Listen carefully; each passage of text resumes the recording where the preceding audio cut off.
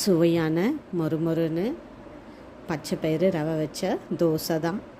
So ஒரு tumbler பச்சை பயிறு வந்து நான் முளைக்கட்டி ஆட் பண்ணியிருக்கேன்.